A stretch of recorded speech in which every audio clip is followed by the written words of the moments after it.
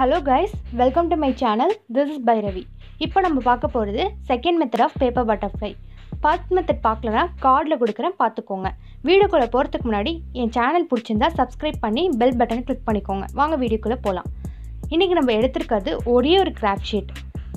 அதுவும் வந்துட்டு 8x8 centimetre cut பண்ணி எடுத்துக்கணும். ஆல்ரெடி நான் கட் பண்ணி எடுத்துட்டேன். இது 8x8 சென்டிமீட்டருக்கு தான் கட் பண்ணி எடுக்கணும்னு இல்லை. உங்களுக்கு எவ்வளோ சென்டிமீட்டர் வேணுமோ அவ்வளோ கட் பண்ணி எடுத்துக்கோங்க. ஆனால் ரெண்டுமே ஈக்குவலாக இருக்கணும். இப்போ நம்ம இது எப்படி பட்டர்ஃப்ளையாக மாற்றலாம் பார்க்கலாம் வாங்க. இப்போ வந்துட்டு நம்ம ட்ரையாங்கிள் ஷேப்பில் அதை ஃபோல்ட் பண்ணிக்கிறோம். அந்த 8x8 சென்டிமீட்டர் பேப்பரை ஃபோல்ட் பண்ணிட்டு ஃபஸ்ட் ஃபோல்ட் வந்து ஃபஸ்ட் ட்ரையாங்கிள், தென் ஆப்போசிட் சைடில் செகண்ட் ட்ரையாங்கிள் ஃபோல்ட் பண்ணிக்கணும்.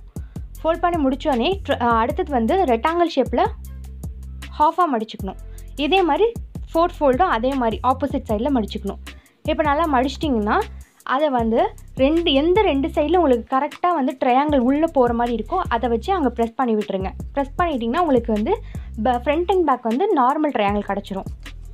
திரும்பவும் நான் ஒன் டைம் உங்களுக்கு செஞ்சு காமிக்கிறேன், நல்லா பார்த்துக்கோங்க.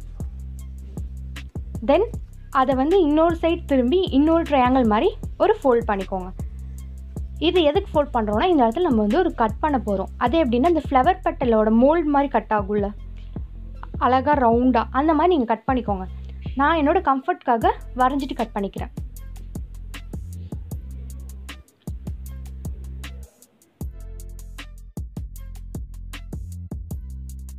கட் பண்ணி முடிச்சதுக்கப்புறம் ஓப்பன் பண்ணிங்கன்னா நம்ம ஹார்ட்டினை வந்து தலைகீழாக வச்ச மாதிரி இருக்கும்.